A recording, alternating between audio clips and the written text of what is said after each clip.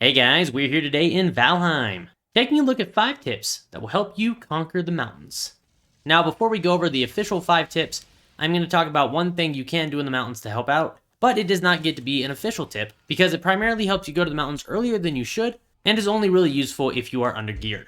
And this tip is simply to let you know that you can place campfires throughout the mountains in order to travel in them and stay warm even without frost resistance.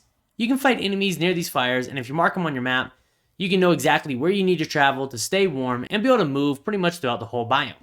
And all you gotta do is carry a little bit of wood on you in order to fill up each campfire as you approach it, and this can be a pretty effective method to get a couple items out of the mountains before you take down bone mass. An additional thing to know about staying warm in the mountains is that the ice caves in them are actually warmer than outside of them.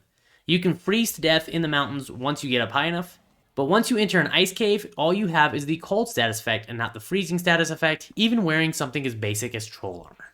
So anytime you see an ice cave, make sure you mark it since they're very useful, but also keep in mind that they can keep you slightly warmer than outside. Now on to official tip number 1. Take it slow and utilize sneak attacks. You'll probably quickly notice in the mountains that almost every creature there is very fast and hits very hard. If a wolf gets the drop on you, it will take you down quickly even if you're properly geared. And if you get caught by the chain hit of a drake, it can knock you down a cliff or deal some heavy damage if you don't have the proper frost resistance. The thing to keep in mind with the mountains is although wolves and drakes hit really hard and they're quick, they take a terrible hit. This means that if you take things slow and get a sneak attack off on these guys with a bow, you can almost one-shot them even with little to no bow skill. If you have some skill and a decent bow, you can easily one-shot most of the mobs in the mountains if you're simply aware of your surroundings and hunt them down instead of letting them get to you first. Tip number 2 is to mine silver differently. And this tip takes multiple different forms. The first part of it is that once you locate a silver deposit, you should dig straight down in the ground and dig around the silver deposit and underneath it.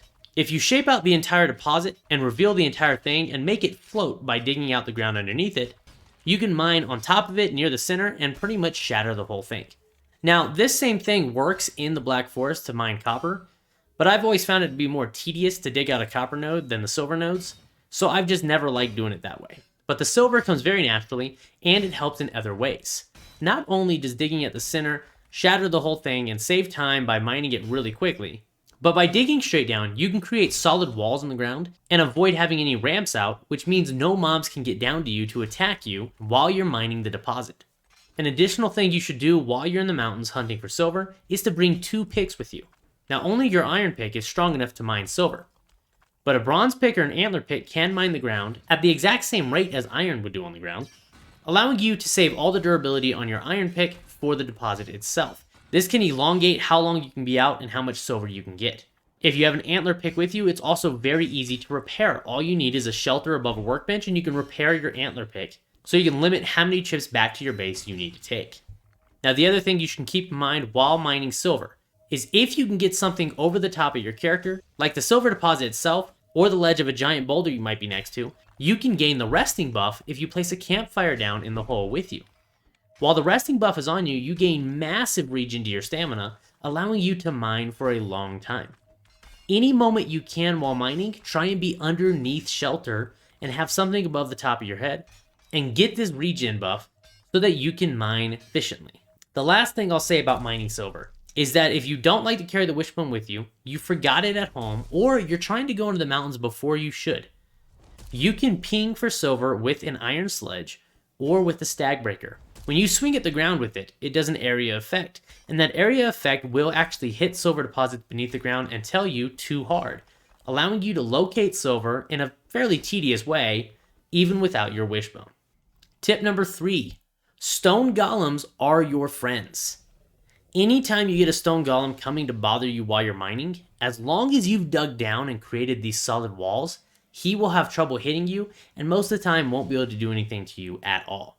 However, having one at the edge of your mining area trying to get at you will actually protect you from other creatures, since the stone golem will fight wolves and drakes. Anytime something else comes around to bother you, he'll quickly clear it out and get you resources while he does it.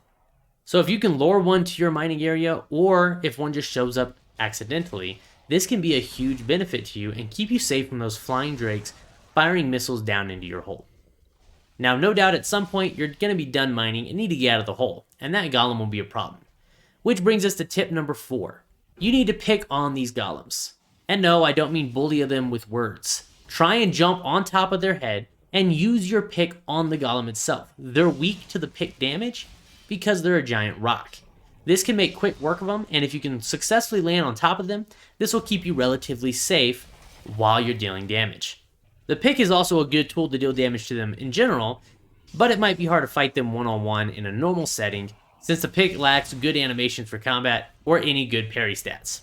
And tip number 5, utilize your hoe and your pick in order to climb. You'll come across these giant mountains that look almost insurmountable, and although you can hop up the edges of them, you'll quickly run out of stamina. If you have a hoe with you, utilize its level ground feature to create little digs or ledges in the wall as you go up, and you'll be able to catch your feet on them and regenerate your stamina. This can be incredibly helpful throughout the entire mountains biome, since stamina is key. You do not want to get caught against a drake or a wolf without any energy.